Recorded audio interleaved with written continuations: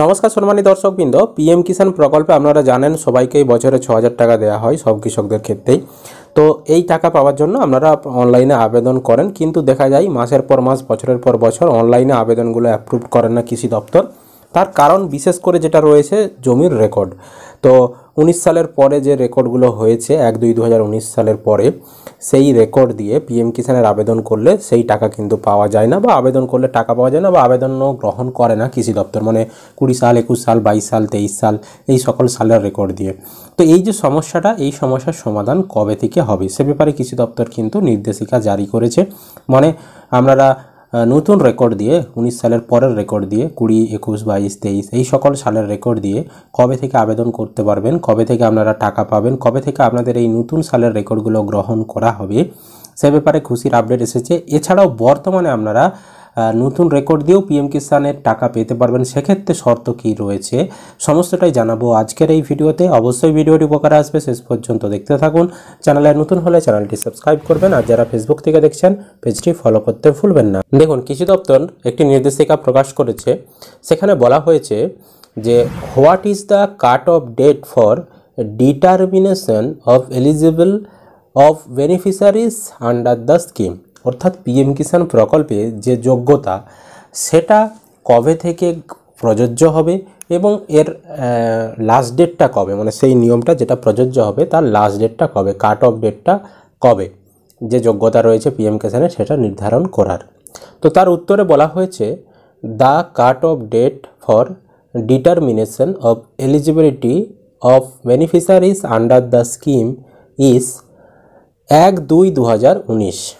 অর্থাৎ পিএম কিষাণ প্রকল্পটা শুরু হয়েছিল 1-2-2019 এবং সেই তারিখ থেকে যে নিয়মটা চালু হয়েছিল সেই নিয়মটা আজকের দিন পর্যন্ত একই রয়েছে। তারপর বলেছে and no changes thereafter shall be considered for eligibility of benefit under the scheme for next 5 years. এবং এটি আরও বলা হয়েছে যে 1-2-2019 তারিখ থেকে যে নিয়মটা রয়েছে সেই নিয়মটা পরবর্তী 5 বছর পরিবর্তন হবে না, মানে একই নিয়ম থাকবে। এবার দেখুন, 1-2-2019 সালে যখন পিএম কিষাণটা চালু হয়েছিল তখন নিয়ম করা হয়েছিল যে 1-2-2019 তারিখের পর যে সকল জমির রেকর্ড হবে সেই সকল জমি দিয়ে পিএম কিষাণ করা যাবে না। অর্থাৎ 20 সালের রেকর্ড, 21 সালের রেকর্ড, 22 সালের রেকর্ড, 23 সালের রেকর্ড এগুলো দিয়ে পিএম কিষাণ করা যাবে না। তো সেই নিয়মটা বলেই দেওয়া হচ্ছে যে 5 বছর পর্যন্ত একই থাকবে, মানে এখনও 5 বছর কমপ্লিট হয়নি, সেই কারণে এখনও কিন্তু একই রয়েছে, আগের নিয়মটাই বলবৎ রয়েছে। তো সেই নিয়মটা কতদিন থাকবে, নেক্সট 5 ইয়ার মানে 1-2-2024 সাল পর্যন্ত সেই নিয়মটা কিন্তু একই থাকবে। মানে 1-2-2024 সাল পর্যন্ত আপনারা নতুন জমির রেকর্ড দিয়ে পিএম কিষাণের আবেদন করতে পারবেন না। এবার দেখুন, তাহলে আবার যে নতুন নিয়মটা চালু হবে সেটা কবে থেকে চালু হবে, সেই নতুন নিয়মটা চালু হবে 1-2-2024 তারিখের পর থেকে। এবং সেই নতুন নিয়মে এবার আপডেট যেটা থাকবে তখন কিন্তু এই নতুন যে জমির রেকর্ডগুলো হচ্ছে সেই জমির কথা উল্লেখ থাকবে। আশা করা যায় তখন কিন্তু একদম 24 সাল পর্যন্ত, মানে ফেব্রুয়ারি 24 সাল পর্যন্ত যে সকল রেকর্ডগুলো রয়েছে সেই সমস্ত রেকর্ডগুলো দিয়েও আবেদন করা যাবে, বা তার আগের রেকর্ডগুলো দিয়েও আবেদন করা যাবে। মানে 19 সাল, 20 সাল, 21 সাল, 22 সাল, 23 সাল সমস্ত রেকর্ডগুলো দিয়ে কিন্তু আবেদন করা যাবে। তারপরে দেখুন, এখানে আরেকটা জিনিস বলা হয়েছে expect transfer of land on succession in case of death of land holder. এর মানে হচ্ছে এই যে নিয়মটা, এই নিয়মটা একটা ক্ষেত্রে প্রযোজ্য হবে না, সেটা হচ্ছে যদি যার নামে জমি ছিল তিনি মারা যান।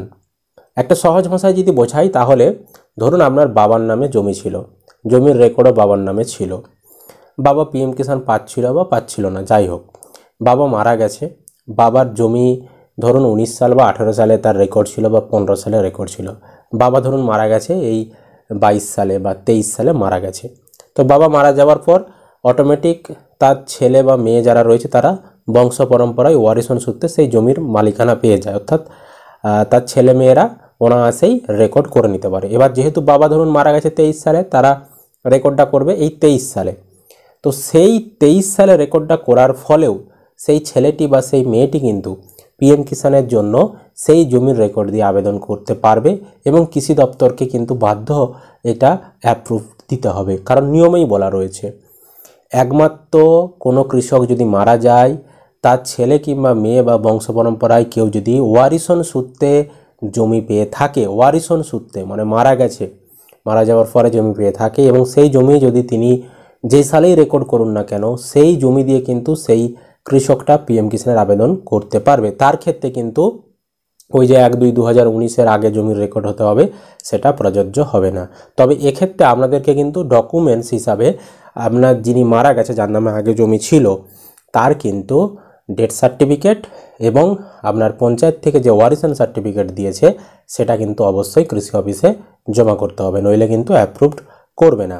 আর যারা জমি নতুন কিনেছেন, কেউ আপনাকে দান করেছে বা আপনাকে কেউ এক্সচেঞ্জ করেছে বা গিফট করেছে, বিনিময় হয়েছে, সেই সকল জমির রেকর্ড যদি আপনার 1-2-2019 সালের পরে হয়ে থাকে তাহলে আপনি সেই জমিগুলো দিয়ে কোনো মতেই এখন পিএম কিষাণের আবেদন করতে পারবেন না, বা আবেদন করতে পারলেও সেই জমিগুলো দিয়ে আপনার আবেদন অ্যাপ্রুভড কৃষি দপ্তর করবে না, ওই পেন্ডিং অবস্থায় পড়ে থাকবে, আপনি টাকা পাবেন না। তাহলে আমাদেরকে কতদিন পর্যন্ত অপেক্ষা করতে হবে না, আর কিছুদিন বাদে নতুন বছর জানুয়ারি, তারপর ফেব্রুয়ারি, মানে আর 1 মাস কিছুদিনের মতন অপেক্ষা করুন, তারপর নতুন নিয়ম আসবে। সেই নিয়ম আসলেই তখন আপনারা নতুন জমিগুলো দিয়ে পিএম কিষাণের টাকা পেতে পারবেন। তো নতুন নিয়ম যখনই লাগু হবে, নোটিফিকেশন আকারে সমস্ত নিয়ম আমাদের কাছে চলে আসবে, আমরা আপনাদেরকে সেই আপডেট জানিয়ে দেব। তখন আপনারা আবেদন করবেন বা কৃষি দপ্তরে গিয়ে বলবেন, আপনাদের আবেদনগুলো অ্যাপ্রুভড করে দেবে। আশা করি আপনারা বিষয়টা বুঝতে পেরেছেন।